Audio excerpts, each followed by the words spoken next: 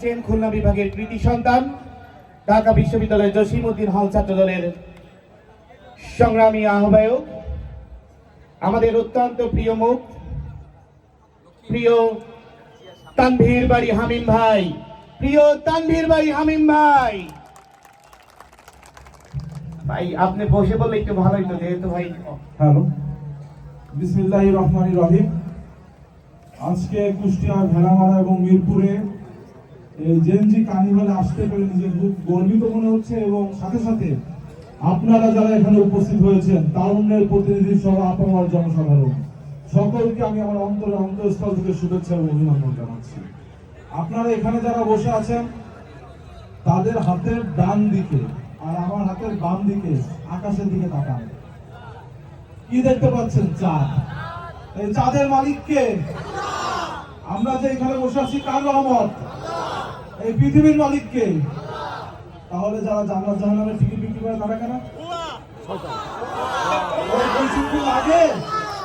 কিছুক্ষণ আগে হুজুর এই মসজিদের ইমাম সাহেব একটি সূরা তেলাওয়াত করে গিয়েছেন। কেউ কি বলতে পারবেন সূরাটির নাম কি?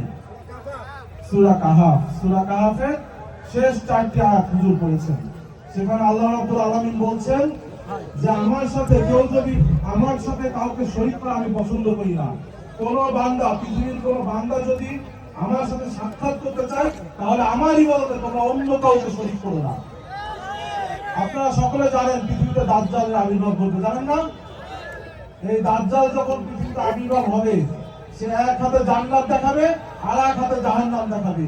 কিন্তু সে এক হাতে যে জান্নাত দেখাবে সেটা হলো প্রকৃত জাহান্নাম, আর সে যে জাহান্নামটি বলবে এটি জাহান্নাম, সেটি প্রকৃত জান্নাত।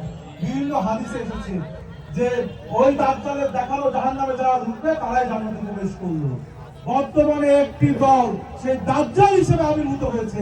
আপনারা ইতিমধ্যে দেখেছেন তাদের এক হাতে জান্নাত আর এক হাতে জাহান্নাম। আমাদের ভাই হাতে জান্নাত জাহান্নাম। আমাদের কাছে আছে ভালো কাজের পরামর্শ। আপনাদের কাছে এই জন্য বলতে চাই, দাজ্জালের পাল্লায় পড়া যাবে না। শয়তান দেখলে আমরা কি বলি? আউযুবিল্লাহ বলি না? আর জামাত শিবির দেখতে বলতে হবে নাউযুবিল্লাহ। আজকে আমাদের এখানে আপনাদের কুষ্টিয়া 2 আসনের প্রার্থী ব্যারিস্টার রাগিব রৌফ চৌধুরী, তার পিতা একসময় এই অঞ্চলে আপনাদের সেবক ছিলেন, সেবা করেছেন, অনেক উন্নয়নের কাজ করেছেন, উন্নতির কাজ করেছেন। তিনি যে শুধু উত্তরাধিকার সূত্রে এখানে বসেছেন ব্যাপারটি এমন নয়, তাকে আমি আরো ভিন্নভাবে চিনি। আপনারা হয়তো জানেন, আইন অঙ্গনের সর্বোচ্চ ডিগ্রির নাম ব্যারিস্টার ডিগ্রি। ঢাকা শহর থেকে অনেক ছেলে আছে, তরুণ সমাজ, যারা ব্যারিস্টারি করে, তাদেরও শিক্ষক কিন্তু ব্যারিস্টার রাগিব রৌফ চৌধুরী। অর্থাৎ সারা বাংলাদেশে যারা প্রখ্যাত আইনজীবী হচ্ছে, ব্যারিস্টার হচ্ছে, তাদের শিক্ষকের রাগিব রৌফ চৌধুরী। আমরা যারা জাতীয় সংসদে পাঠাই সংসদদেরকে, এই সংসদদেরকে আমরা বলি আইন প্রণেতা। তা যিনি আইনের শিক্ষক, তাকেই তো আমাদের সংসদে পাঠাতে হবে।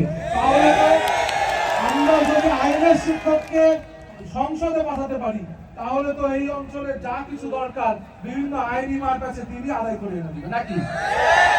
সুতরাং আপনারা সবাই রাগিব রৌফ চৌধুরীর পক্ষে থাকবেন। আরেকটি বিষয়, এই যে আপনাদের মিরপুর বা কুষ্টিয়ার অঞ্চলে একজন বিখ্যাত মানুষ ছিল, জানেন? জাপানে তাকে বীর হিসেবে সম্বোধন করা হয়, রাজা বিনোদ পাল। আজকে জাপান বাংলাদেশকে এত ভালোবাসে একমাত্র তার কারণে। তিনি সেই যে হিরোইটিক ক্যারিসম্যাটিক তার ভূমিকা রেখেছিল, জাপানের তৎকালীন সম্রাট হিরোটিকে বলেছিল যতদিন জাপান থাকবে ততদিন বাংলাদেশের কেউ অভাবে অনটনে থাকবে না।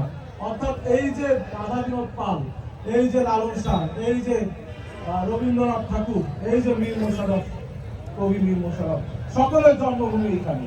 আপনারা এই কুষ্টিয়ার কৃতি সন্তান, আমি বিশ্বাস করি আপনাদের প্রত্যেকের মাঝে কিছু না কিছু ট্যালেন্ট কিন্তু আছে। আপনারা পূর্বে 17 বছরে দেখেছেন এই মিরপুরে ভেড়ামারা জাসদের গণবাহিনীর নির্যাতন অত্যাচারে কিন্তু আপনারা অতিষ্ঠ ছিলেন। সুতরাং আমরা আগামীতে রাষ্ট্র ক্ষমতায় গেলে আপনারা যদি আপনাদের সাংসদ হিসেবে, নেতা হিসেবে, সেবক হিসেবে রাগিব রৌফ চৌধুরীকে সংসদে পাঠান, আমার বিশ্বাস আমাদের বিএনপির চেয়ারম্যান তারেক রহমান বলেছেন তিনি সারা দেশে ট্যালেন্ট হান্ট প্রতিযোগিতা করবেন। তার মাধ্যমে সারা বাংলাদেশের তরুণ সমাজের যারা সুযোগ্য প্রতিনিধি রয়েছে, যাদের মেধা রয়েছে, তাদেরকে সামনে তুলে এনে রাষ্ট্র গঠনে বিভিন্ন পলিসি বাস্তবায়নে তাদের সহযোগিতা নিবে। এই জন্য আগামী দিনে বিভিন্ন পলিসি গঠনে আপনারা সামনে এগিয়ে আসবেন। এছাড়া আপনারা জানেন আপনাদের এই পাশে একটি নদী রয়েছে, নদীটির নাম কি? যে নদী এখন খালে রূপান্তরিত হয়েছে, বলতে পারবেন কেউ? কৃষ্ণা নামে একটি নদী ছিল, যেটি এখন খালে রূপান্তরিত হয়েছে। আমাদের নেতা তারেক রহমান বলেছেন, তার পিতা যেমন খাল খনন করেছেন, তিনিও খাল খনন করবে। খাল খনন করে সারা বাংলাদেশে যেন কৃষি জমি উর্বর হয়, যেন মরা নদীগুলো জাগ্রত হয়, সেই ব্যবস্থা তিনি করবেন। এই জন্য আপনারা সকলে প্রস্তুতি নেবেন আগামী দিনে। এই যে মিরপুর প্রেস ক্লাবের সামনে মাঠে বসে আছি, এই মিরপুরে একসময় প্রেসিডেন্ট জিয়াউর রহমান এসেছিলেন। তিনি মিরপুর থেকে পায়ে হেঁটে পুরাদহ দংশন পর্যন্ত গিয়েছিলেন না?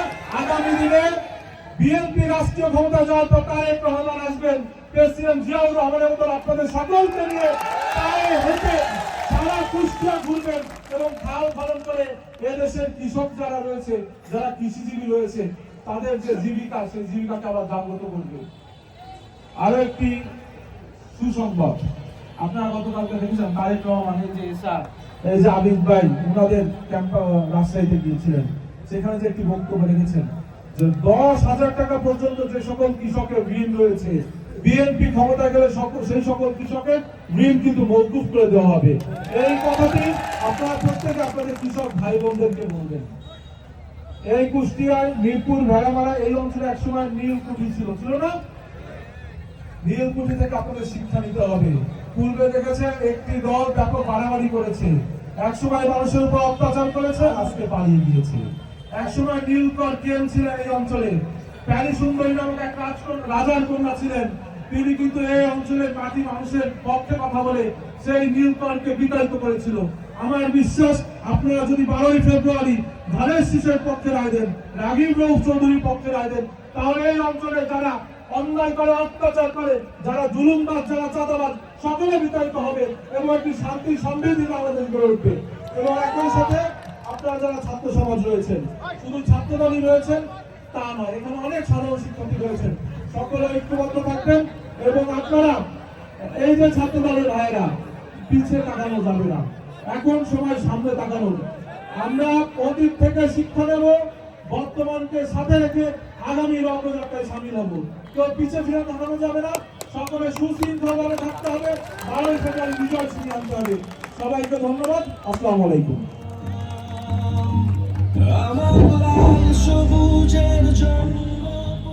সম্মানিত উপস্থিতি, মনে হচ্ছে সবাই একটু টায়ার্ড হয়ে গেছেন অথবা